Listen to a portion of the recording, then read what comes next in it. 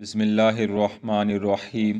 منقول ہے کہ پہلے آسمان پر شیطان کا نام عابد، دوسرے پر زاہد، تیسرے پر عارف، چوتھے پر ولی، پانچویں پر متقی، چھٹے پر عزازیل اور لوح محفوظ پر ابلیس تھا۔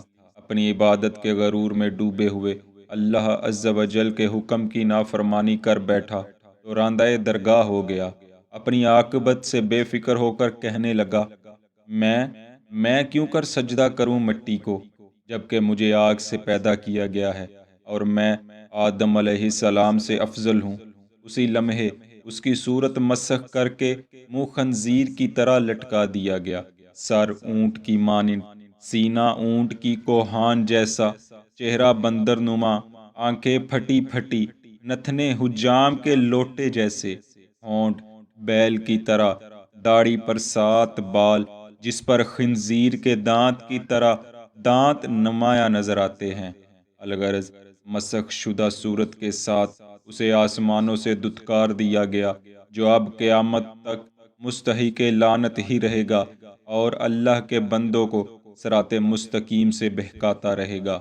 اور ناظرین، اس کا بہکانا کوئی عام بہکانا نہیں، بلکہ جس پر یہ حملہ آور ہوتا ہے، اگر اس پر اللہ کی رحمت کا سایہ نہ ہو تو یہ اس شخص کو کافر و ملعون کر کے ہی قبر تک لے جاتا ہے۔ اس طرح کی ہزاروں مثالوں سے روایات بھری پڑی ہیں۔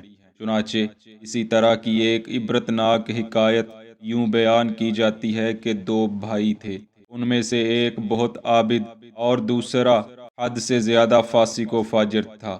عابد شب و روز عبادت و ذکر الہی میں مشغول رہتا، مگر جب کبھی وہ شیطان کا تذکرہ سنتا تو دل میں خیال کرتا، کاش اگر ابلیس میرے سامنے آ جائے تو میں اسے دیکھ لوں اور یہ جان سکوں کہ وہ کیسے لوگوں کو بہکاتا ہے۔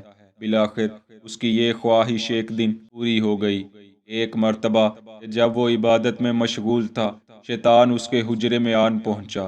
وہ انسانی شکل میں تھا۔ ابلیس نے اس سے کہا، افسوس ہے تجھ پر، تو نے اپنی عمر کے 40 سال نفس کو قید اور بدن کو مشقت میں ڈال کر ضائع کر دیے ہیں، مگر ابھی بھی تم جوان ہو اور تمہاری جتنی عمر گزر چکی ہے اتنی ہی باقی ہے۔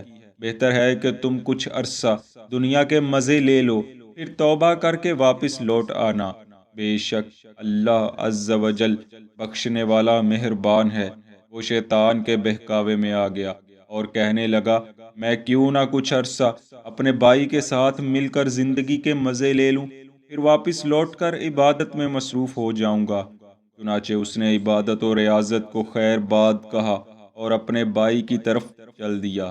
دوسری طرف اس کا بھائی، جو کہ طرح طرح کے گناہوں میں زندگی گزار چکا تھا، اچانک اس کے دل میں اللہ تعالی کی طرف سے خیال پیدا ہوا کہ آخر کب تک میں ان گناہوں میں ڈوبا رہوں گا؟ زندگی کا بڑا حصہ تو گزر چکا ہے، اب بھی توبہ نہ کروں گا تو کب کروں گا؟ چنانچہ اس نے اللہ کی توفیق سے گناہوں سے توبہ کی اور سوچا، اپنے بھائی کی طرف جاتا ہوں اور اس سے علم دین سیکھنا شروع کرتا ہوں۔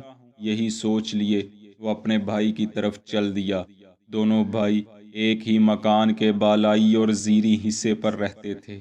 یہ دونوں ابھی سیڑھیوں پر ہی تھے کہ ایک کا پاؤں پھسلا اور اتفاق سے وہ دوسرے پر جا گرا۔ فوراً حضرت عزرائیل علیہ السلام کو حکم ہوا کہ دونوں کی روح قبض کر لی جائے۔